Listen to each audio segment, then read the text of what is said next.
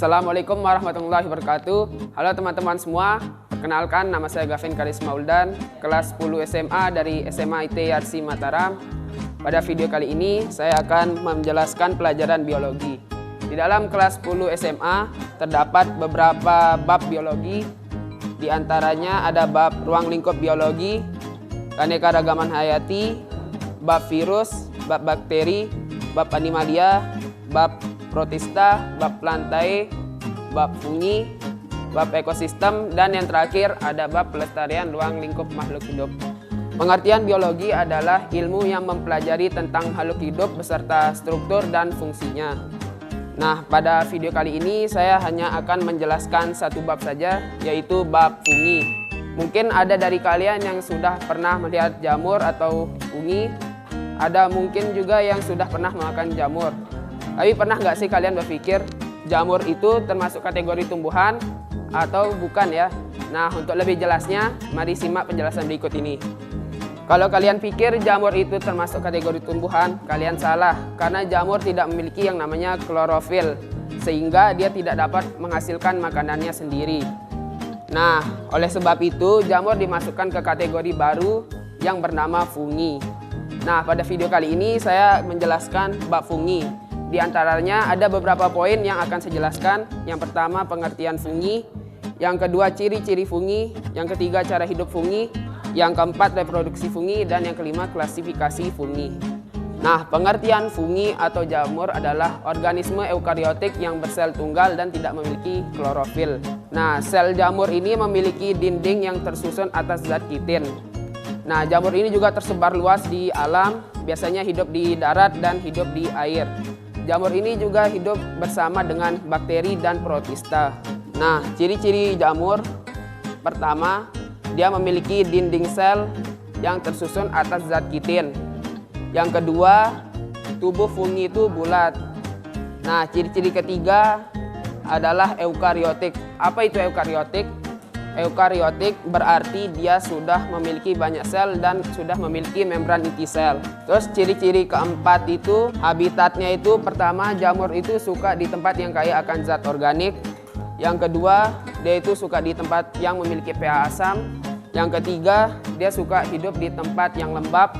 Dan yang keempat, dia hidup di tempat yang kurang akan cahaya.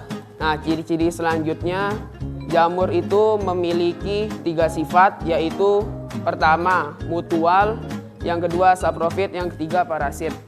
Nah, jamur mutual itu adalah jamur yang menghasilkan zat organik dari makhluk hidup yang masih hidup dan menjadikan dia sebagai inangnya. Tetapi dia ini bersifat menguntungkan. Yang kedua, itu ada jamur parasit. Nah, jamur parasit ini sama seperti jamur mutual. Bedanya jamur parasit ini bersifat merugikan kepada inangnya. Nah, ciri-ciri yang ketiga itu adalah jamur saprofit.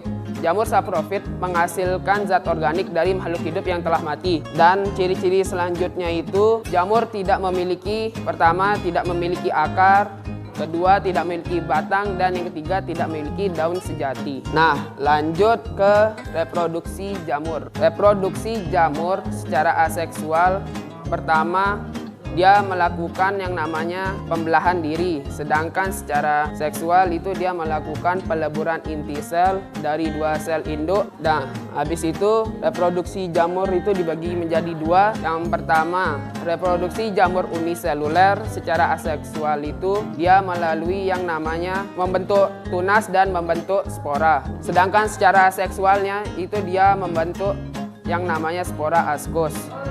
Yang kedua, jamur multiseluler itu secara aseksualnya memiliki 3 cara reproduksi. Yang pertama itu melakukan konidia, yang kedua zoospora, dan yang ketiga itu fragmentasi.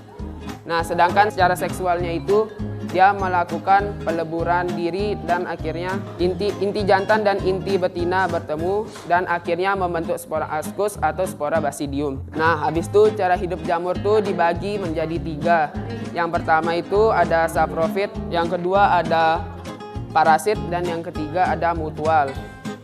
Jamur mutual itu memiliki sifat yang menguntungkan dan dia memperoleh zat organik itu dari makhluk hidup yang masih hidup dan menjadikan dia itu sebagai inangnya.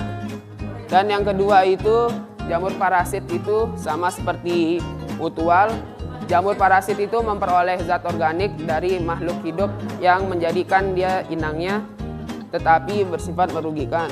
Sedangkan jamur saprofit memperoleh makhluk hidup dari makhluk hidup yang telah mati. Nah, habis itu klasifikasi jamur atau fungi itu ada 4. Yang pertama itu Ascomycotina, yang kedua itu Zygomycotina, yang ketiga itu Basidiomycotina, dan yang keempat itu ada Deuteromycotina.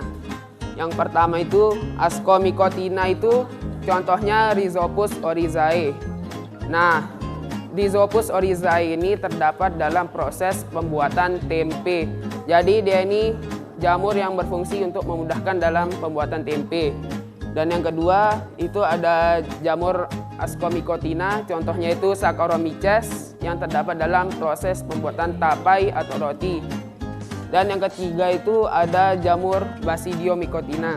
Basidiomycotina ini contohnya itu jamur tiram yang digunakan sebagai bahan makanan. Terus yang keempat, yang terakhir itu jamur Deuteromycotina itu contohnya Tinea versicolor. Nah, Tinea versicolor ini menyebabkan penyakit kulit pada manusia yang banyak sudah orang terkena, yaitu penyakit panu. Nah, sekian penjelasan yang saya sampaikan. Apabila ada tutur kata yang kurang berkenan, saya mohon maaf. Wabillahi taufiq wal hidayah. Wassalamualaikum warahmatullahi wabarakatuh.